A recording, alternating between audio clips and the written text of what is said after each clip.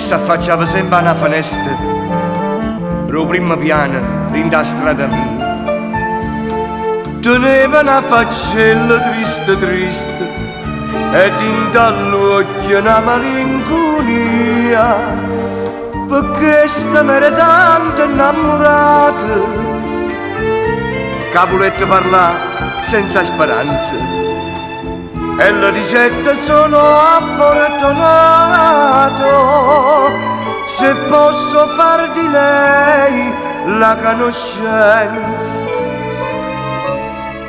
E se sentette e se mettette a ridere, io guardai e mi scappai a chiagnere, perché io non sapevo leggere, perché io non sapevo scrivere.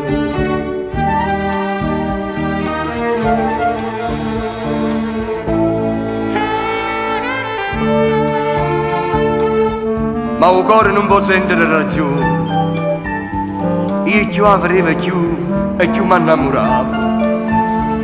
Un'amica mi assegnava per lezione e io con mano guaglione mi imparavo.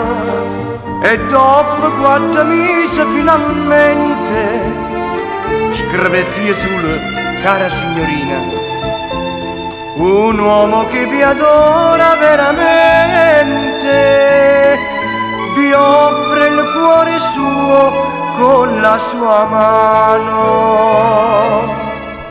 Ma rispondette, sono felicissima, ma contentezza mi scappai a chiagnere, perché m'era imparata a leggere, perché m'era imparata a scrivere.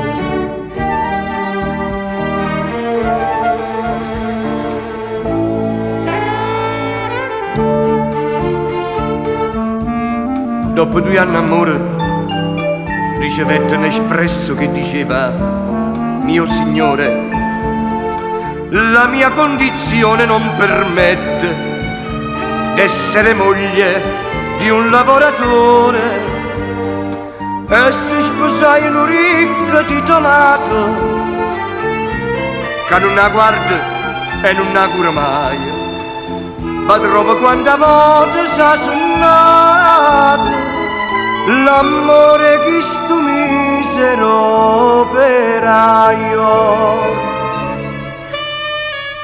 Ma voglio bene assai a nata femmina, bella, sincera, affezionata e semplice, che fa che non sa leggere, che fa che non sa scrivere.